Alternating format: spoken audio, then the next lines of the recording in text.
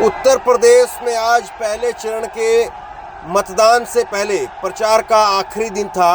आज शाम 5 बजे प्रचार थम जाएगा, लेकिन उससे पहले आप ये तस्वीरें देखिए प्रियंका गांधी का सहारनपुर में रोड शो। और प्रियंका गांधी के रोड शो में किस कदर भारी भीड़ उमड़ी है, सड़क पर पैर रखने की जगह नहीं। और तमाम राजनीतिक विश्लेषक इस बात को कह रहे हैं कि प्रियंका गांधी के इस रोड शो ने माहौल बदल दिया है। प्रियंका गांधी के इस रोड शो से चुनावी मूड लोगों का बदल चुका है और ये भीड़, लोगों का ये सैलाब, ये इमरान मसूद कांग्रेस के उम्मीदवार यहाँ पर उनकी जीत पर मोहर लगाने का काम कर रहा है। सबसे बड़ा सवाल यही है कि क्या ये भीड़ वोटों में भी तब्दील हो पाएगी। जिस तरीके की भीड़ यहाँ पर उमड़ करके आई है, निश्चित तौर पर कांग्रेस और कांग्रेस के समर्थक इससे उत्साहित हैं। और प्रियंका गांधी ने यहाँ पर पहुँच करके बयान भी दिया। प्रियंका गांधी ने कहा कि अगर ईवीएम में गड़बड़ी नहीं हुई तो 180 सीटों से कम पर भाजपा सिमट जाएगी। तो ये भीड़ देख करके आज निश्चित तौर पर कहीं ना कहीं प्रियंका गांधी उत्साहित हैं, कांग्रेस के कार्यकर्ता वो उत्साहित हैं और लगातार इसको कांग्रेस की जीत के तौर पर देख रहे हैं। कांग्रेस ने अपने ट्विटर हैंडल पर प्रियंका का वीडियो शेयर करते हुए लिखा भी है, आज ऐसा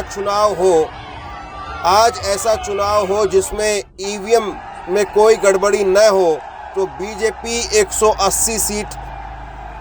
180 से कम में सिमट जाएगी। तो ये कांग्रेस पार्टी की तरफ से ट्वीट करके इस बात को कहा है कि 180 सीटों के ऊपर बीजेपी सिमट जाएगी ईवीएम के अंदर अगर गड़बड़ी नहीं हुई तो। प्रियंका ने खुद से भी अपने हैंडल पर ट्वीट किया आज के रोड शो के बारे में। सहारनपुर उत्तर प्रदेश वासियों के प्यार से अभिभूत हूँ। यह उत्साह, यह जोश और यह जज्बा आने वाले परिवर्तन की आहट है। बेरोजगारी और महंगाई से निराश हो चुकी जनता को अब बदलाव की उम्मीद दिखने लगी है। यह उत्साह उसी उम्मीद की झलक है। जनता पर अन्याय करने वाली भाजपा की विदाई तय है। जुड़ेगा भारत, जीतेगा इंडिया।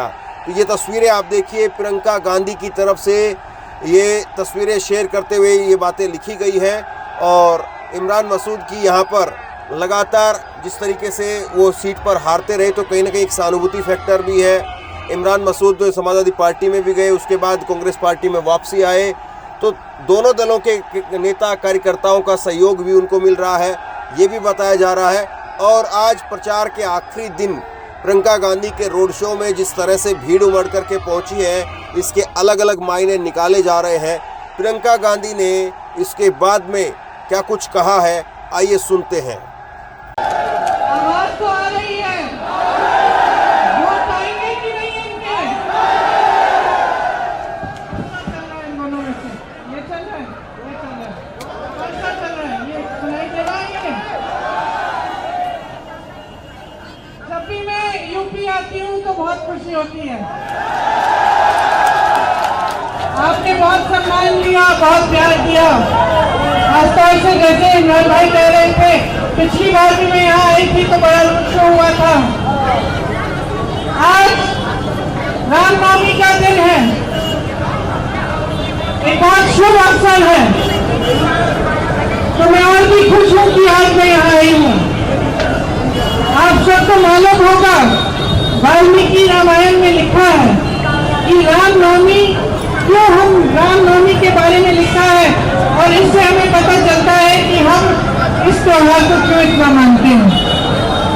अब वॉल्यूम इतना ही है,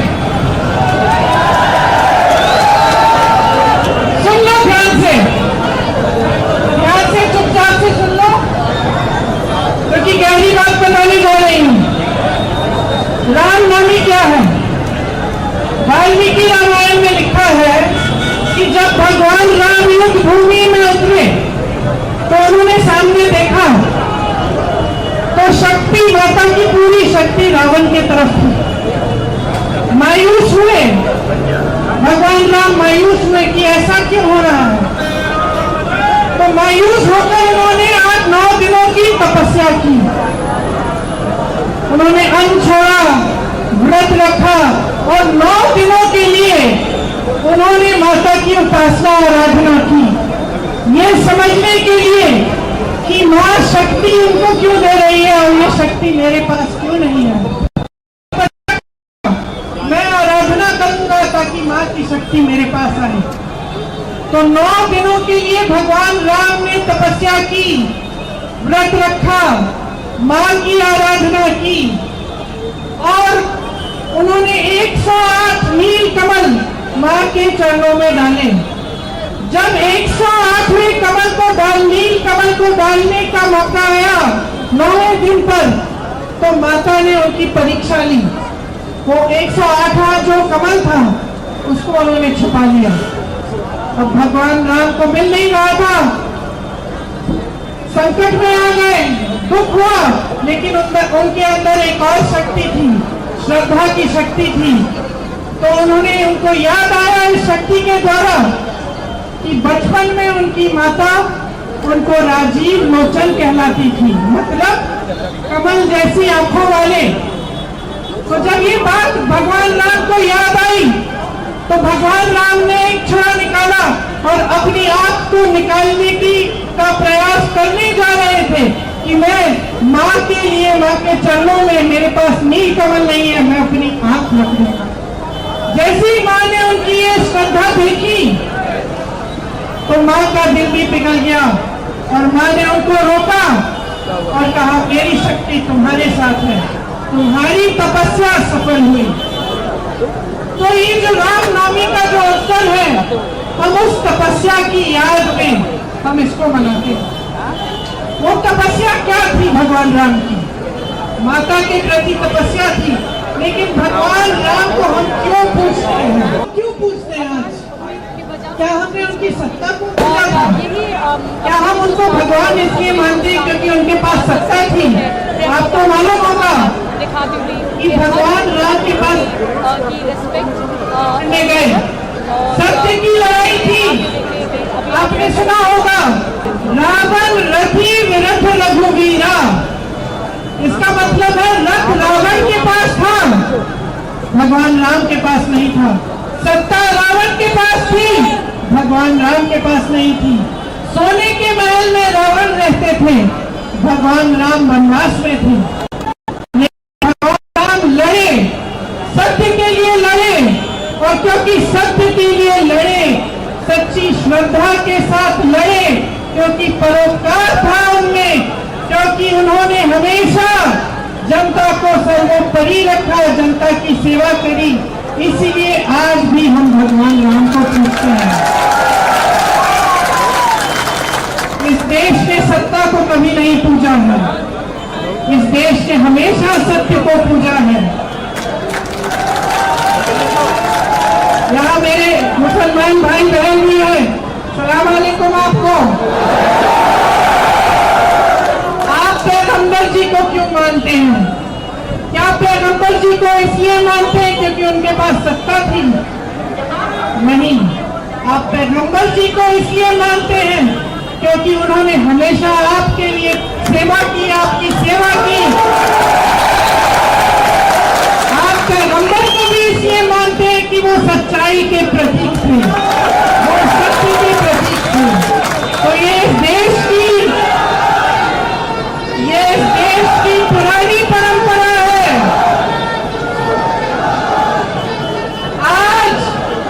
आज तो जो इस देश में सत्ता में बैठे हैं, वो माता के उपासक नहीं है, वो सत्य के उपासक नहीं है, वो शक्ति के उपासक नहीं है, वो सत्ता के उपासक है।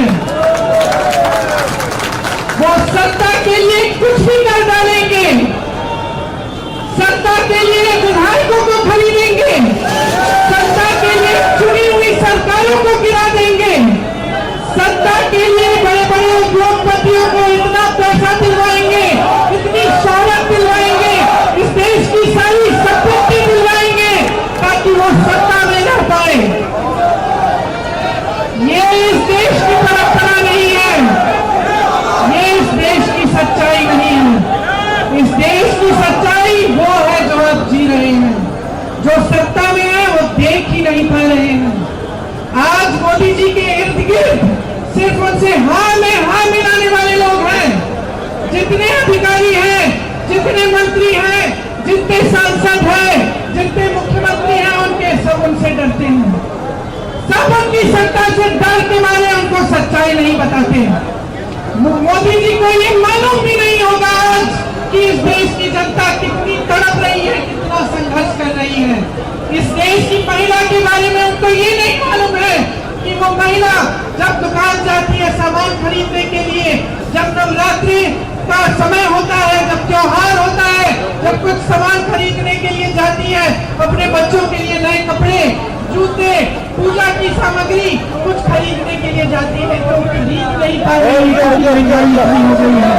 ये बात मोदी जी समझ रही है, ये बात मोदी जी देख रही है। मोदी जी को इस देश का किसान नहीं दिख रहा है, जिसके पसीने से ये मिट्टी सींची हुई है। इस देश के किसान को मोदी जी दिख नहीं रहे हैं।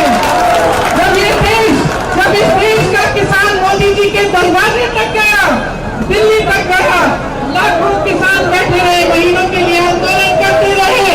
जब इस देश के किसान सुनवाई मांग रहे थे मोदी जी से, मांग रहे थे कि ये काले कानून हटा दीजिए, मोदी जी ने सुनवाई तक नहीं की, अपने दरवाजे से बाहर तक नहीं आए। 600 किसान शहीद हो गए। किसानों को इनके मंत्रियों के नीचे कुचल डाला, लेकिन मोदी जी ने कुछ नहीं किया। आपकी सुनवाई नहीं हुई। आपके गन्ने का बकाया उस समय 15,000 करोड़ था, 16 लाख करोड़ रुपए का कर्ज माफ किया है इन्होंने देश के बड़े बड़े उद्योगपतियों का। समझ लीजिए, 16 लाख करोड़ रुपए, और इस देश के गन्ने किसानों का बकाया माफ नहीं किया, कर्ज माफ नहीं किया। इस देश का किसान 10,000 रुपए के कर्ज के लिए आत्महत्या कर रहा है। मैं गई हूँ मिलने, ललितपुर में एक किसान था, उसने 1 लाख का कर्ज लिया था। मैं उसकी बेटी से मिली, रो रही थी, पिताजी खाद की लाइन में खड़े रहे, कर्ज चुकाना था, पैसे नहीं थे, खाद वितरण नहीं हो रहा था, लाइन में खड़े खड़े मर गए, खड़े खड़े गिर पड़े, क्योंकि पानी नहीं पिया था, खाना नहीं खाया था, खड़े खड़े खाद के लिए खड़े रहे। उनका कर्ज मोदी जी ने बिठाया नहीं, माफ नहीं किया, लेकिन अदानी अंबानी के कर्ज 16 लाख करोड़ रुपए माफ हो गए। मोदी जी को कुछ दिख नहीं रहा है। अपने आप को कहते हैं कि मैं भ्रष्टाचार के विरोध अकेला लड़ रहा हूँ, देश से समर्थन मांगते हैं, फिर इलेक्टोरल बॉन्ड क्या है? मैं पूछना चाहती हूँ मोदी जी से। कल मोदी जी ने कहा कि अब ये इलेक्टोरल बॉन्ड जो है ये पारदर्शी है, सब जानते हैं कि किसने कितनी चंदा दी। अच्छा, तो फिर आपने स्कीम क्यों बनाई मोदी जी? आपने ये इलेक्टोरल बॉन्ड की स्कीम आप ही ने तो बनाई। आपने बनाई क्यों? कि सबके नाम गुप्त रहेंगे। फिर जब सुप्रीम कोर्ट ने कहा कि ये गलत स्कीम है, इस स्कीम से भ्रष्टाचार हो रहा है, मोदी जी की सरकार को कहा, बैंकों को कहा कि सूची निकालिए चंदा की। अभी तो निकली है ये पारदर्शी सूची, नहीं तो कहां थी पारदर्शिता आपकी? आपने तो गुप्त बना दिया था सब कुछ। अब सूची निकली, सुन लीजिए भाइयों और बहनों, जिस कंपनी में 180 रुपए का मुनाफा, करोड़ रुपए का मुनाफा था, 180 करोड़ रुपए का मुनाफा वो कंपनी तो मोदी जी की भाजपा को दे रही है 1100 करोड़ रुपए का की चंदा। आप सब व्यापारी हैं, व्यापारी हैं कि नहीं? यहाँ लकड़ी का व्यापार खूब होता था, आप समझते हैं। आपकी कमाई ही 180 करोड़ है और आप चंदा दे रहे हैं 1100 करोड़ की। कहाँ से आ रहे पैसे? आपकी कमाई तो नहीं है, तो क्या ये काला धन को सफेद करने का तरीका था? तो जब मोदी जी ने आप सबको कतार में खड़ा कर दिया कि नोटबंदी काले धन को वापस ये कुछ साल लाएगी, आप खड़े हो गए, आपने कहा हम देशभक्त हम चाहते कि काले धन आए। क्या आया? क्या आया? नुकसान हुआ आपका। क्या आया? उसके बाद जीएसटी आई, नोटबंदी आई, आपकी कमर तोड़ी गई, काला धन कहा गया? अब दिख रहा है सारा। अब इलेक्टोरल बॉन्ड की जब सूची निकली तो सब दिख रहा है कि काला धन कहा गया। मोदी जी की भ्रष्टाचार के खिलाफ लड़ाई, मोदी जी की भ्रष्टाचार के खिलाफ लड़ाई ये है कि देश के बड़े बड़े गिने चुने उद्योगपति मित्रों को पूरी देश की संपत्ति दे रहे हैं। देश के सारे बंदरगाह, देश के सारे हवाई अड्डे, देश के सारे बड़े बड़े कारोबार सब अडानी जी, अंबानी जी, अडानी जी, अंबानी जी, इनके बच्चों की शादियां हो रही हैं, गहने इतने बड़े बड़े कि इस गाड़ी में फिट नहीं आते। और आप कैसे करा रहे हैं अपने बच्चों की शादियां? बताइए, कर्ज लेके करा रहे हैं, चाहे किसान हो, चाहे सैनिक हो, चाहे पुलिस में भर्ती हो, कैसे कराते हैं आप शादियां अपने बच्चों की? सोचिए कि इस देश के साथ क्या हो रहा है। मोदी जी ने भ्रष्टाचार के खिलाफ लड़ाई अगर की होती तो आज ये परिस्थिति नहीं होती। तो आज देश की संपत्ति किसी 2-3 बड़े उद्योगपतियों के हाथ में नहीं होती, आपके हाथों में होती। ये जो आपकी सारी दुकानें बंद हो रही है,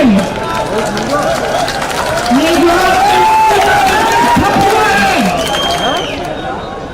ये एक जमाने में मुझे याद है मेरे ससुर जी एक्सपोर्ट करते थे पीतल का, मुरादाबाद से पास में है, मेरे पति करते थे। मुझे याद है वो जमाना जब एक्सपोर्ट टैक्स फ्री होता था, आपको याद है? टैक्स फ्री होता था जब आप एक्सपोर्ट करते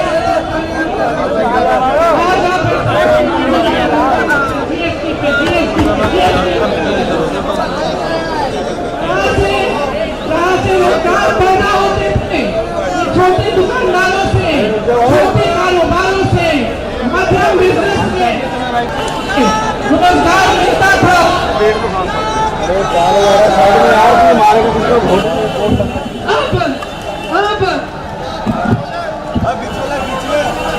देखिए जहाँ जहाँ से रोजगार पैदा होता, चाहे बड़े कारोबार हो जो बड़े बड़े उद्योगपति को दिए गए हैं, चाहे छोटे बिजनेस, मध्यम बिजनेस हो जैसे आपके यहाँ है जो ठप हो रहे हैं।